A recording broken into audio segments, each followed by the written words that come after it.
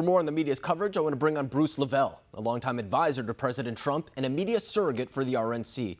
Bruce, when we look at the media coverage of what's happening right now, in fact, we were just talking to Diamond and Silk about this, and they say that the media plays up polarizations more so that actually exist in the United States. We were talking about how maybe a lot of Americans can find more common ground than what is necessarily portrayed in the media. Do you agree with that concept? You know, it's interesting because as technology progresses, for some reason, it gets harder for the conservative voice, especially for Black American voice conservatives like me and my friends Diamond and Silk. Yeah. You know, Alex, it's such a travesty. I would thought that, you know, as the president come out of 2016, that, you know, we had to fight and scrape just to get our message out. That now I thought, like, okay, maybe we'll come together, but it seems like it's gotten worse. And I don't know when it's going to end because it's like I said, it's a travesty on our great republic to get all the voices out, especially Black American voices that mean so much to this growing economy and this great president that's brought great opportunities for the minority community.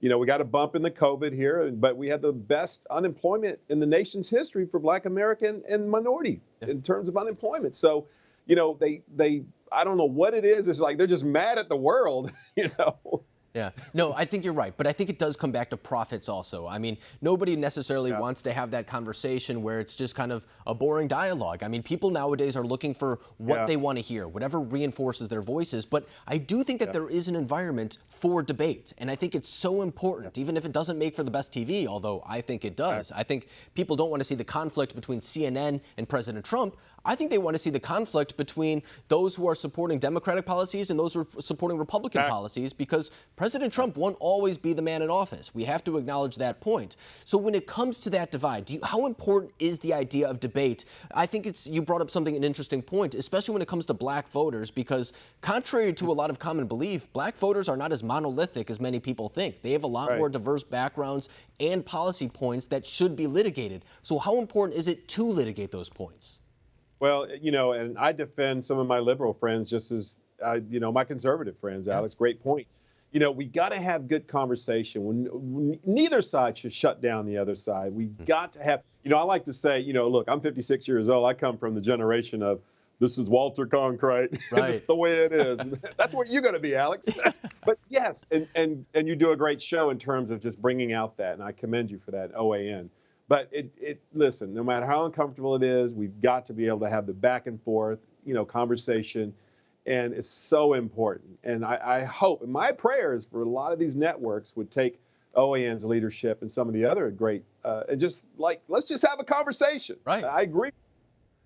No, I think you're exactly right. And to your Cronkite point, maybe I'll start like holding up the piece of paper and reading the news instead of using a prompter. Well, you got to pull your glasses first. You got to take the glasses. That's the way it is. This is Walter Concrete. I do have the glasses thing going. You're right about that. But you do bring up an interesting point, and it's the idea, too, that I even feel when it comes to the political campaigns that sometimes it is just about reaching out to the base and not necessarily the middle ground. I think that we see that on both sides. I think that President Trump is trying to at least reach to the middle a little bit when it comes to things such as the First Step Act or even the economy. That is something that isn't exclusive to just Republicans. That's something that benefits all people. And then on the Democratic side, Joe Biden is trying to make that case a little bit with his new economic policy. He's saying that that is something, too, that'll reach out to all people. But there are policies that are very much so exclusive, where if you're not a Democrat or a hardcore Democrat, such as the Green New Deal, you may be left behind. So when it comes to politics, what should Republicans be doing right now in order to reach out to those voters who may feel disenfranchised?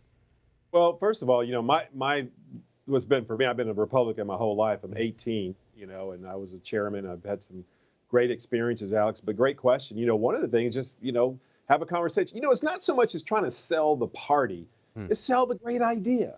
You know, it's like, look at the tax cuts. Look at the regulation cuts that the president did. For every one, you cut two. You know, those were monumental. Right. Look at the First Step Act. You know, look, revisiting the prison reform bill that Joe Biden wrote in '94. Look at the opportunity zones. Look at the Black generational wealth in the last few years of some of the businesses that have started up from nothing.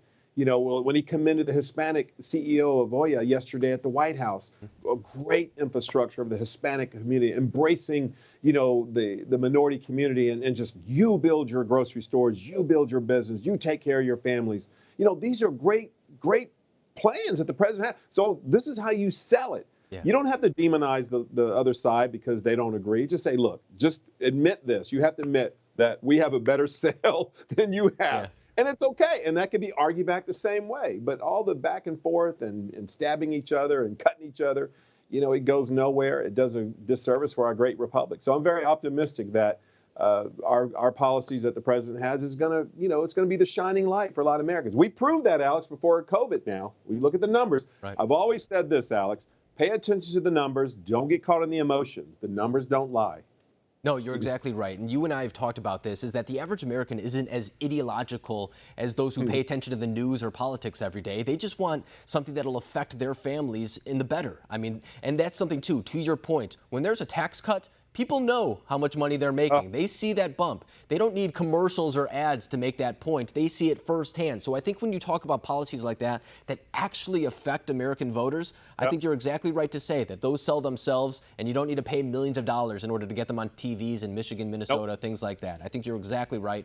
Bruce LeVell. Numbers don't lie. Numbers don't lie. You're exactly right. And people, too, they check their bank accounts more so than they check the news cycle. Oh, I think yeah, you're the exactly 401ks, right. too. And their 401ks, Alex, though, 401s are growing. Stay You're tuned. exactly Watch right. the third quarter GDP. Watch the third quarter GDP. Watch what I tell you. Yeah, and we're already seeing that V curve a little bit more than people thought initially. So I think there is good news on the horizon on that front as well. But Bruce LeVell, always a pleasure having you on. Thanks for being with us tonight.